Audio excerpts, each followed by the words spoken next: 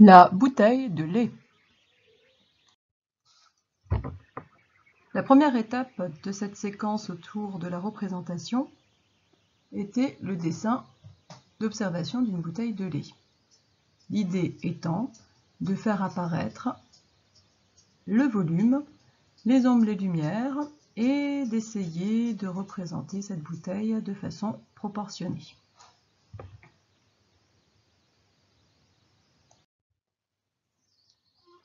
Sur cette diapositive, nous voyons un dessin réalisé par Gérard Titus Carmel. Ce dessin est fait exclusivement au crayon de papier. Il fait apparaître une brique, un volume, qui est très légèrement suggéré par un trait de crayon très léger. Et face à nous, nous avons un angle qui, lui, au contraire, est plutôt abîmé avec des zones très sombres. L'artiste a travaillé un dégradé partant du gris très foncé du crayon, donc en appuyant beaucoup sur son crayon, pour aller ensuite progressivement vers la lumière, donc en appuyant de moins en moins. Donc on a une partie très lumineuse, pratiquement toute la brique, avec un trait parfois très léger pour suggérer juste la fin du volume, et une partie très sombre qui nous fait face, avec ce coin abîmé.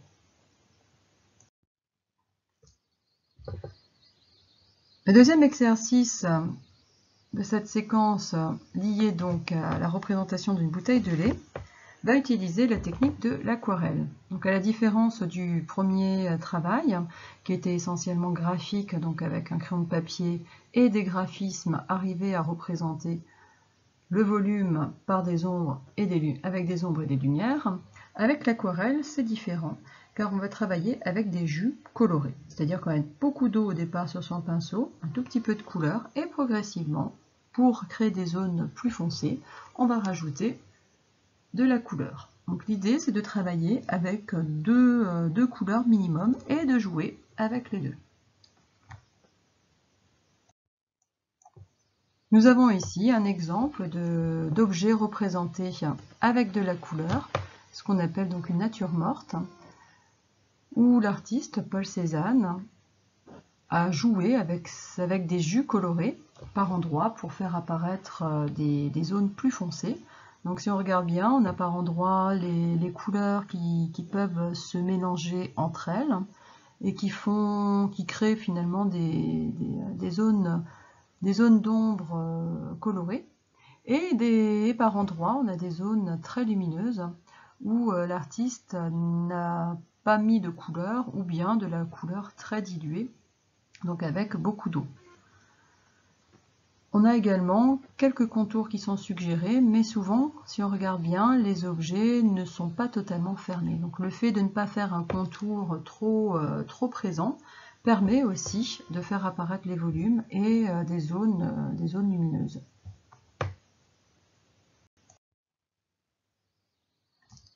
Suite aux expérimentations par le dessin de la représentation d'une bouteille de lait, nous allons maintenant procéder à un nouveau travail lié aux exercices précédents de dessin et d'aquarelle afin de transformer cette bouteille de lait en un être vivant. La suite du sujet va être de travailler la métamorphose, la transformation de cette bouteille de lait par le dessin en un être vivant. Donc là, on va regarder 3 diapositives qui traitent de la métamorphose, de la transformation. On a un premier exemple, donc ce dessin de Charles Lebrun qui date du XVIIe siècle, tête de chèvre et d'homme, où en fait l'artiste a fait une concordance, un rapprochement entre la tête de chèvre, qui nous regarde d'abord de face, qui ensuite est de profil, et une tête d'homme qui est un peu caricaturale, qui ressemble finalement à cette chèvre, qui également a la même pose de face et de profil. Donc là on a vraiment des points communs comme une transformation.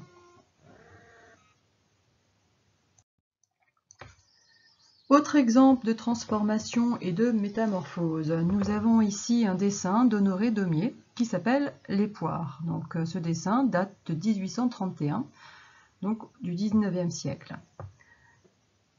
Qu'est-ce que nous voyons? Nous voyons un visage vu de face qui se transforme en plusieurs étapes en fruit.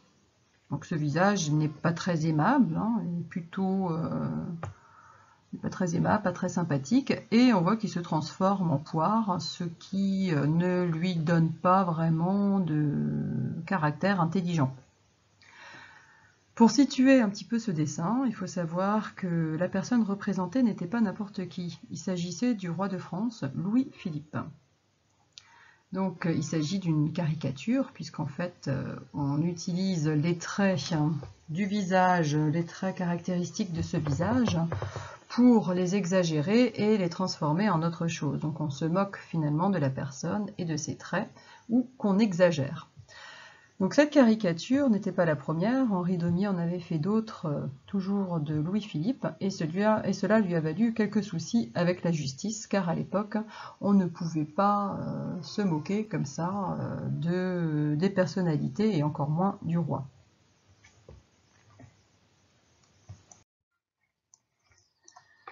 Un dernier exemple, cette fois-ci il s'agit d'un dessin de Jean-Olivier Héron, où nous voyons une girafe qui est dans sa savane, qui nous fait face et qui ensuite commence à partir au galop de profil et qui se transforme progressivement en tour Eiffel. Donc on a des étapes intermédiaires où on voit la girafe qui se situe vraiment entre les deux, entre l'animal et entre la tour Eiffel. Il y a vraiment une étape intermédiaire là qui est intéressante puisqu'on voit vraiment l'émaillage de la tour Eiffel et encore la tête de l'animal. Donc là on a vraiment les différentes étapes de transformation, de métamorphose et également le paysage qui change puisqu'on passe de la savane à un ciel bleu. Le nouveau sujet, donc en lien avec les exercices réalisés auparavant, est de transformer une bouteille de lait en un être vivant, humain, animal ou végétal. Donc la bouteille de lait que vous allez dessiner donc au départ au crayon de papier va se transformer, se métamorphoser en un être vivant. Alors, pour faire cette métamorphose, il faudra qu'il y ait au moins 6 vignettes, 6 petits dessins. Donc, dans la première vignette donc, sera la bouteille de lait dessinée sans transformation, donc la bouteille de lait telle qu'on l'observe, faite au crayon de papier avec des dégradés, des ombres, des lumières. Donc on peut utiliser différentes techniques pour le dessin. On peut utiliser donc bien sûr les crayons de couleur et des aquarelles. Donc première vignette, la bouteille de lait qu'on observe et qu'on dessine. Ensuite, il va falloir trouver une analogie de forme. Une analogie de forme, c'est-à-dire une correspondance entre cette bouteille de lait et ce qu'on va imaginer comme être vivant, humain, animal ou végétal. Donc c'est ce qu'on appelle l'analogie de forme, ce en quoi la bouteille va se métamorphoser. Donc par le dessin, vous allez devoir montrer cette métamorphose, cette transformation, en plusieurs autres vignettes. Donc la première, c'est la bouteille de lait, et ensuite on va avoir 4 autres vignettes qui vont donner à voir la transformation par étapes. 4 autres vignettes, et la dernière vignette, qui sera donc la dernière, la 6e, sera le résultat de cette transformation. Donc la bouteille de lait en première, ensuite 1, 2, 3, 4 étapes de transformation, et la dernière vignette qui sera donc la 6e, le résultat de cette transformation. On peut utiliser la feuille comme on le souhaite. La feuille, on peut la prendre à l'horizontale, à la verticale. On peut également agrandir sa feuille si c'est trop petit. On peut rajouter d'autres feuilles en scotchant d'autres volets. On peut en faire un format panoramique, donc allongé. On peut coller d'autres éléments, des rabats, comme vous voulez. Donc on peut faire, et il est même conseillé d'adapter sa forme, la forme de sa feuille, à son travail.